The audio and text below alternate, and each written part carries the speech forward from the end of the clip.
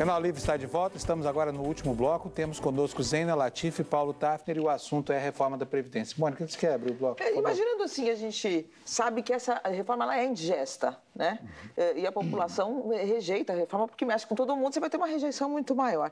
Então, imaginando todas as dificuldades que o Congresso tem, que um parlamentar à beira da sua eleição no próximo ano vai ter para votar uma reforma mais dura, se passar só a idade, isso resolve o quê? Isso é um passo gigantesco ou é um passo, ainda que fique muito aquém do que se poderia, não é algo histórico? Pelo menos você mexer na idade?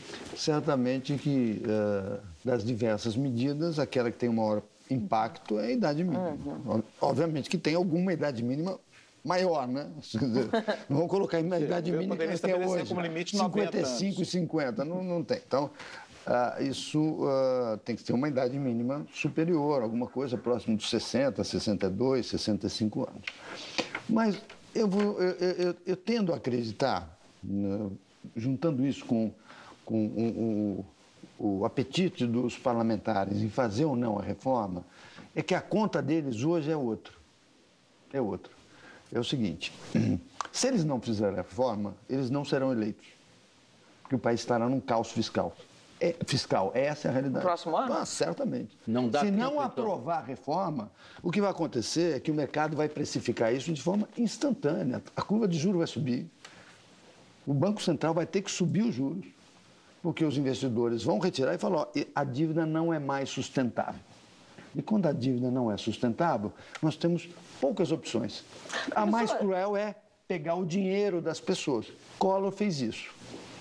Posso contradizer o senhor com uma informaçãozinha só? Na semana passada eu estive em Brasília, conversei com uma pessoa da equipe econômica que diz que, surpreendentemente, fala com banqueiros o tempo todo, surpreendentemente, o mercado já precificou a questão da meta há muito tempo, sabe que vai ter que aumentar, e também que talvez a reforma não consiga ser feita nos parâmetros que se imaginava para esse ano, desde que se faça para o próximo, para outra... Mas tem que ser alguma reforma. Alguma eu acho que tem que ser. Mas olha, nos últimos dias, só a não ser na última sexta-feira, viu, Zeno? Você que está lá o único dia que teve alguma manifestação, uma inflexão na curva, foi porque o mercado está anódico com relação a essas expectativas da política.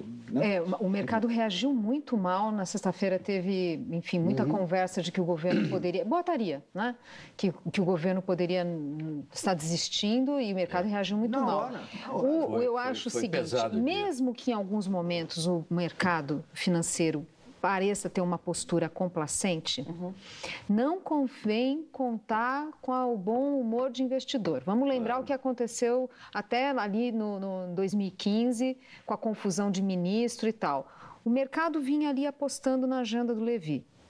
Chegou no meio do ano, o anúncio do déficit orçamentário. Vocês se lembram disso? O mercado virou na hora.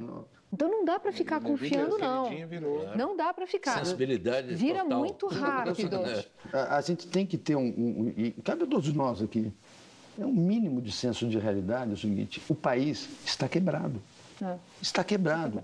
Alguém achar que é bom aumentar a meta é horrível. É horrível. Significa dizer, senhores, que nós estamos pondo dívida na veia de 160 bi esse ano. E o ano que vem mais 130 ou 40. E o oposto é verdadeiro? Aprovar uma reforma dá um impulso rápido para a economia, senhor acha? É claro que aprovar a reforma significa dizer o seguinte, vai mudar o déficit do ano que vem? Não, muito pouco. Mas a trajetória muda. E aí o investidor fala, eu estou perdendo aqui, isso aqui não está bom, mas daqui 4, 5 anos se ajusta. E outra coisa, o terreno está fértil, porque já está começando a mostrar a reação, que é conjuntural, como a senhora Agora, disse. sempre mas com a reforma aprovada, mesmo que seja uma reforma mitigada, como parece que é a melhor hipótese, já cria um horizonte. Eu tenho duas observações assim. Primeiro, assim, não ter reforma. Vamos lembrar que foi o ambiente pré-impeachment. Inflação descontrolada, o mercado precificando taxa de câmbio em R$6 para 2018. Bem diferente de Você agora. volta para um cenário assim, rápido, como eu falei.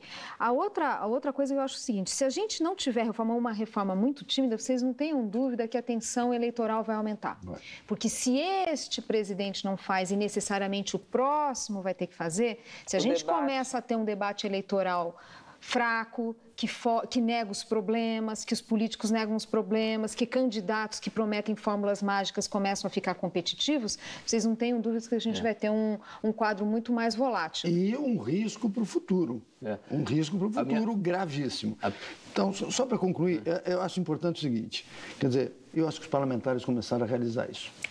Se não tiver reforma, eles não estarão vivos. Piora para eles. Piora para eles. Mas a minha pergunta tem muito a ver com o que a professora está acabando de falar. Campanha eleitoral. Eu vejo, assim, claramente na campanha eleitoral uma bandeira populista, ou bandeiras populistas, e uma bandeira da racionalidade econômica. Eu acho que esse é o debate. Seguramente vai ser toda a circunstância que cerca a política brasileira hoje está levando para isso.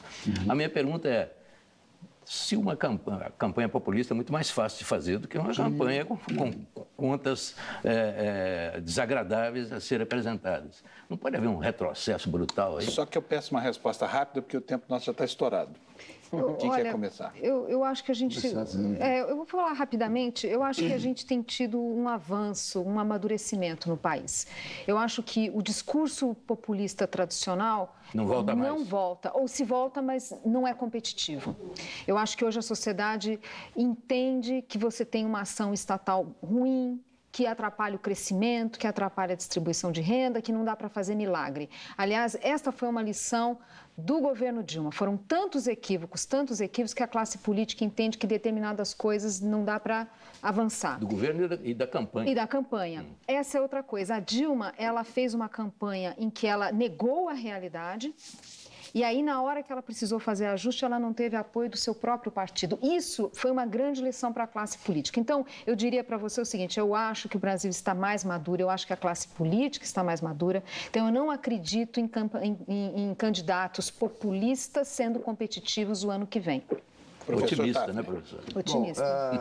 Bom, eu tendo a crer que há uma racionalidade do mundo político que eu acho muito verdadeira. Eles fazem tudo menos suicídio político.